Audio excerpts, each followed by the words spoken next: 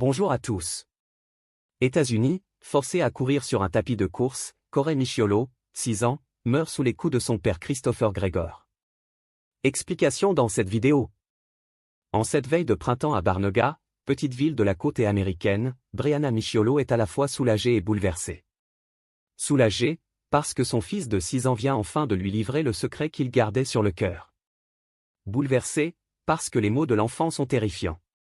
Un week-end sur deux, Corey va chez son papa, Christopher Gregor, un grand costaud de 31 ans. En théorie, ce devrait être l'occasion de s'éclater entre hommes. Mais à chaque fois qu'il revient, le petit garçon n'a plus ses yeux rieurs habituels. Il est triste et renfermé, et sa mère lui découvre systématiquement d'étranges marques sur le corps, bleues et raflures. Voilà des mois que la jolie brune tente de comprendre et le bombarde de questions. Mais Corey reste mutique. Un jour qu'elle l'a retrouvé avec la joue enflée et la lèvre ouverte. Elle a même pris une photo pour l'envoyer aux services sociaux, en leur demandant la marche à suivre. Mais on n'a même pas pris la peine de lui répondre. Alors, bien sûr, elle a demandé à Christopher, son ex et père du petit, de quoi il retournait. Mais ce dernier a toujours une bonne raison pour expliquer les bobos de son fils. Un hématome sur le tibia? Juste un coup de pied pendant une partie de foot. Une bosse sur le front? Il a dû se cogner en jouant aux petites voitures. Sauf que ce 20 mars 2021, le barrage des non-dits cède enfin. Alors que pour la énième fois Brianna demande à son enfant comment il s'est fait cette pluie d'échymose. Le petit rassemble tout son courage et répond. Papa m'a fait courir sur le tapis de course, parce qu'il me trouve trop gros. Explique-t-il. Trop gros? La jeune maman n'en revient pas. Corey est tout fluet. Mais Brianna découvre ensuite qu'il existe en ligne une vidéo de cette séance. Les images sont atterrantes. On ne peut pas parler de fitness ni d'exercice mais d'un véritable entraînement militaire. Christopher, intraitable, fait courir son gosse jusqu'à l'épuisement. Plus vite. Plus fort. Et à son ton d'adjudant-chef lorsqu'il aboie sur le petit, on devine les sanctions prévues s'il faiblit.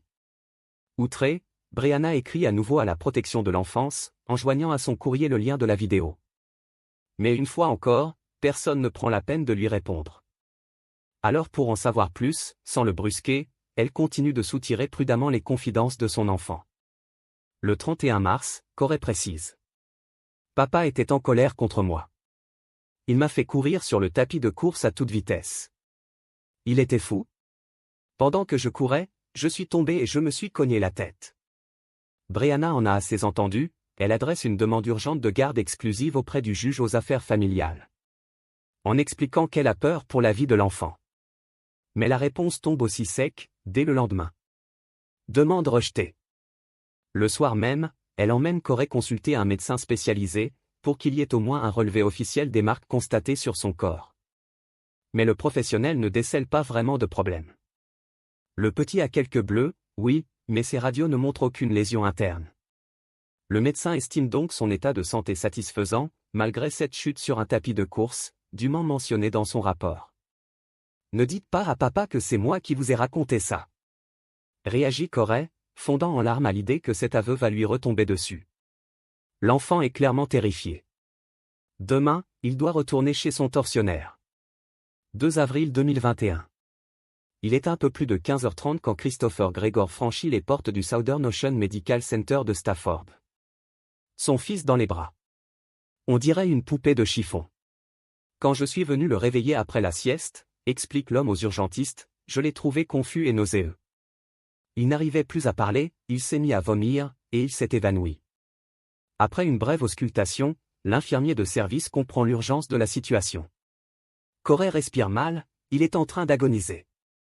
Mais curieusement, 2 pas en retrait, Christopher demeure calme et froid. Immédiatement, tous les soignants présents se mobilisent. L'enfant est envoyé au scanner. Plusieurs médecins tentent une stimulation cardiaque. C'est la panique. Mais l'état du petit garçon se dégrade irrémédiablement, et il est soudain pris de violentes convulsions. À 17h03, c'est la catastrophe ultime. Corey inspire une dernière bouffée d'air. Et puis plus rien. Plus un souffle ne franchit ses lèvres. Le pauvre enfant est mort.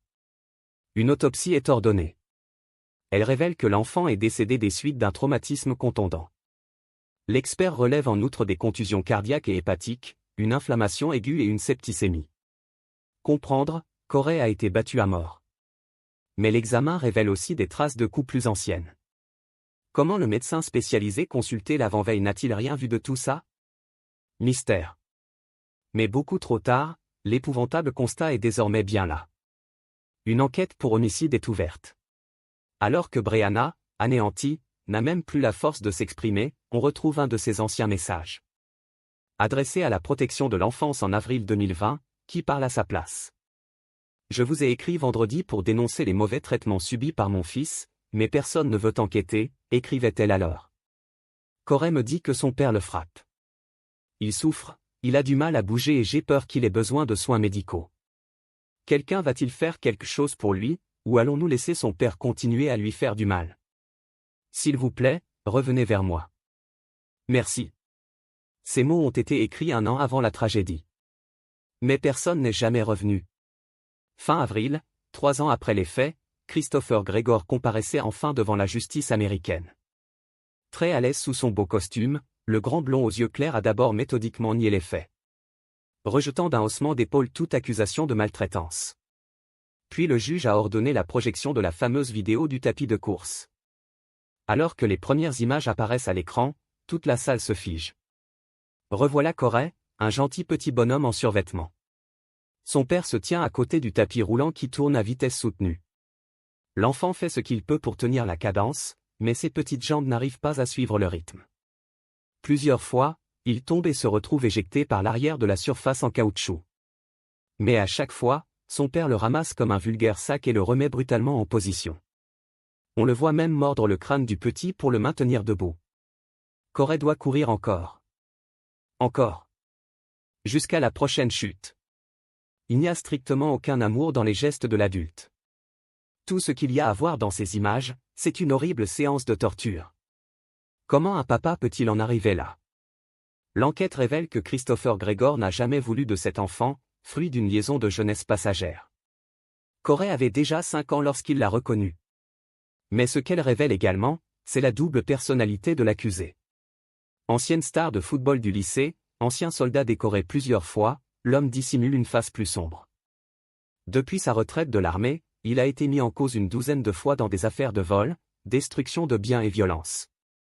Il faut croire que détruire un enfant était également dans ses cordes. Pour avoir refusé de plaider coupable, Christopher Gregor risque aujourd'hui la prison à vie. Aux États-Unis, ce ne sont pas des mots en l'air.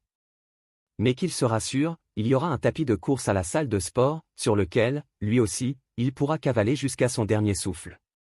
Merci d'avoir regardé, n'hésitez pas à partager la vidéo avec vos amis et à vous abonner à notre chaîne pour ne manquer aucune de nos futures vidéos.